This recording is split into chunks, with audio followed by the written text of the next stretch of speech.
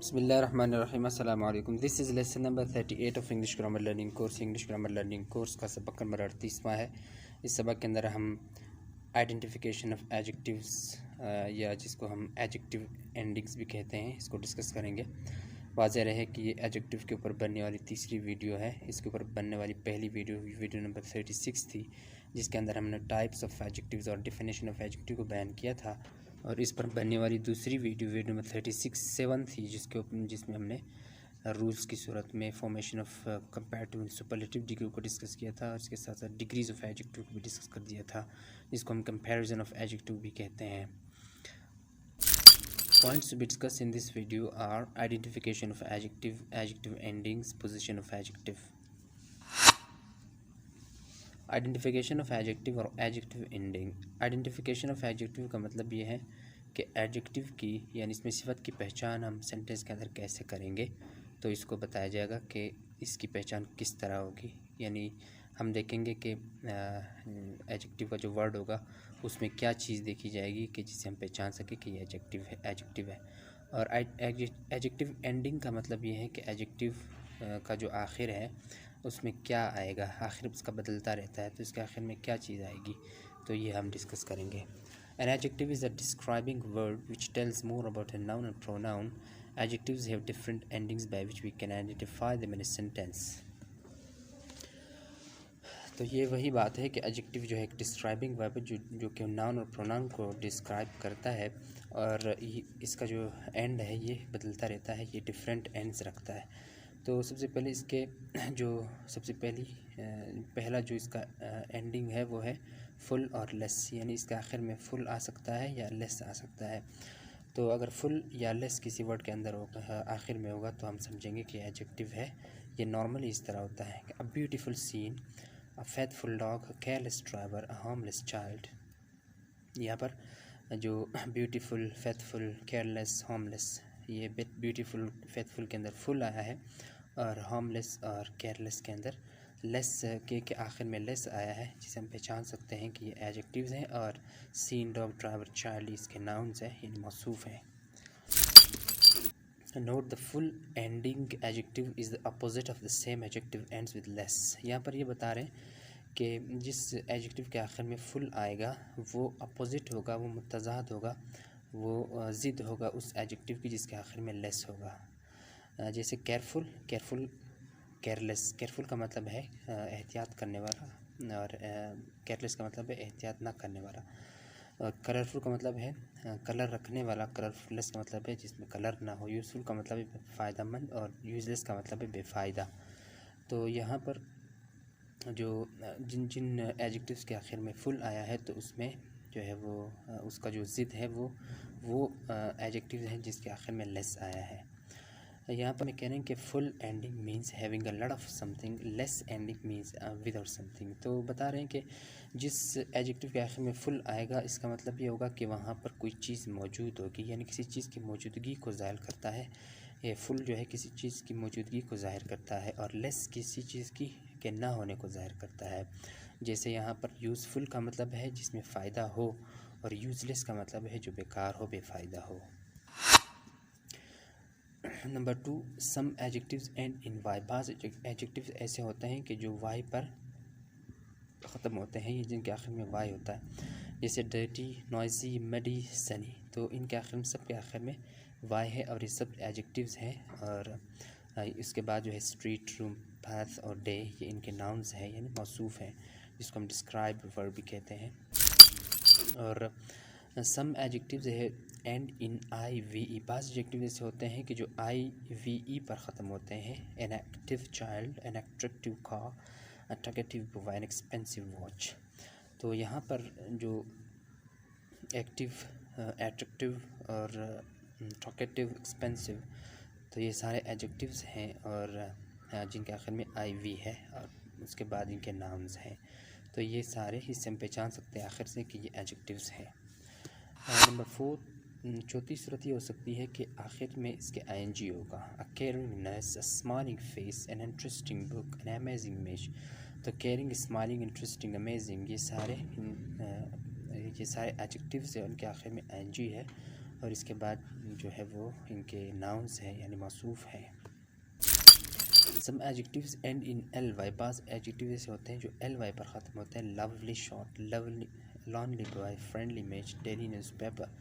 यहाँ पर lovely, lonely, friendly and daily ये सारे एडजेक्टिव्स हैं जिनके आखिर में एल वाई है और इसके बाद इसके नाउन्स हैं।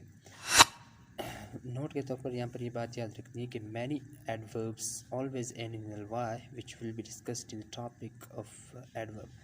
बहुत सारे जो एडवर्ब्स होते हैं वो भी एल वाई पर ख़त्म होते हैं, यानी उनकी पहचान भी एल वाई से होती है। तो दोनों में फ़र्क कैसे करेंगे तो इसको हम एडवर्ब के टॉपिक में डिस्कस करेंगे इंशाल्लाह। उसके बाद है some adjectives end in A B L, A L, E N, I B L E, I S H and O U S. तो बाज़ ये भी जो अल्फाज हैं ये जो हरूफ है, लेटर्स हैं, ये एडजेक्टिव्स के आखिर में आ सकते हैं जिससे हम इनको पहचान सकेंगे कि ये एडजेक्टिव्स हैं। चाइल्डिश, फुलिश, इनके आखिर में आई एस एच है। डेंजरस के आखिर में ओ यू एस है। कंफर्टेबल के आखिर में ए बी एल ई है। वुडन के आखिर में ई एन है। म्यूज़िकल के आखिर में ए एल है। और अब उसके बाद जो behaviour, act, chair, table, instrument, ये इनके मौसूफ हैं। The adjective ends in A B L is the opposite of the same adjective starts in un, U N.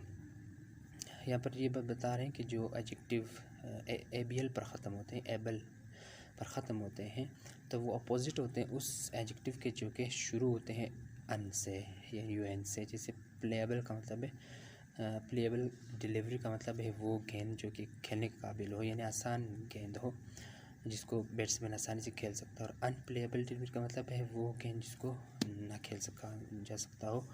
Comfortable और अनकंफर्टेबल, प्लेजेंट और अनप्लेजेंट, ये भी इनकी मिसालें हैं। प्लेजेंट या खुशगवार और अनप्लेजेंट या खुशगवार।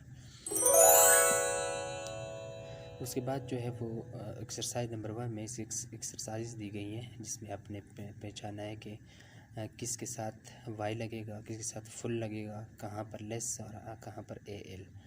तो ये आपने पहचाना है कि कौन सा फुल के कौन सा वर्ड जो है कौन से हरूफ कहाँ पर लगेंगे, यानी वर्ड के आखिर में कहाँ किस वर्ड के आखिर में क्या लगेगा।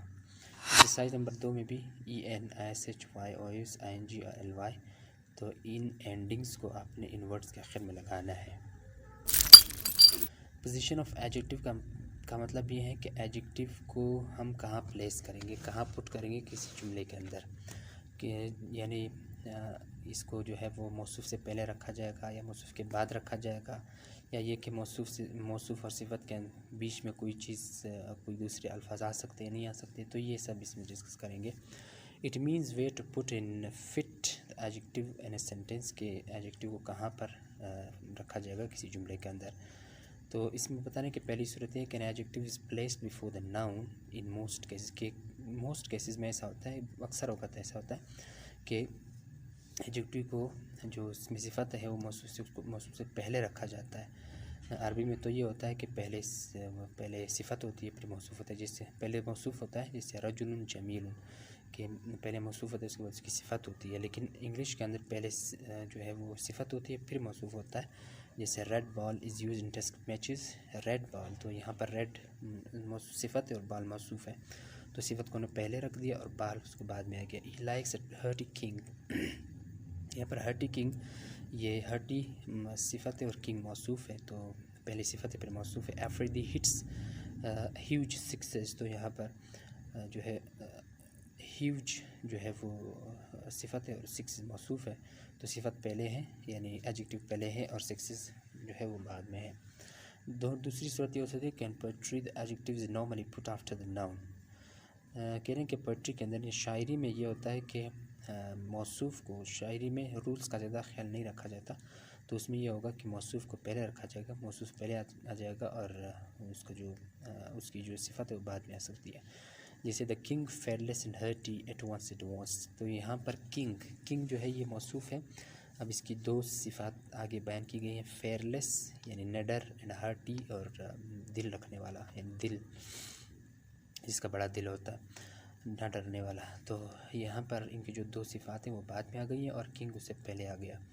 और तीसरी सूरत यह है कि when explanation is added to the adjective it is then put after the noun, कि जब जो मौसूफ़ की कुछ तफसील बयान करना मकसूद होता है, बयान करना मकसूद होती है, यानी उसकी एक्सप्लेनेशन हम करते हैं कुछ अल्फाज की सूरत में, तो उस सूरत में भी मौसूफ़ पहले आ सकता है और एडजेक्टिव उसके बाद में आएगा। जैसे a boy tallest of his mates rushed forward, के एक लड़का, अब लड़का यहाँ पर मौसूफ़ है जिसके बाद में सिफत बयान की गई है tallest of his all mates, के तमाम अपने साथियों से वो लंबा है, तो ये इसकी सिफत है जो कि इसने एक्सप्लेन किया है बॉय को, तो ये उसके बाद आ गया है। तो नॉर्मली ये होता है, यानी आम तौर पर ये होता है कि सिफत पहले होती है और जो उसका मौसूफ़ होता है वो बाद में होता है। जैसे रेड बॉल, तो रेड सिफत है पहले है और बॉल मौसूफ़ है जो बाद में।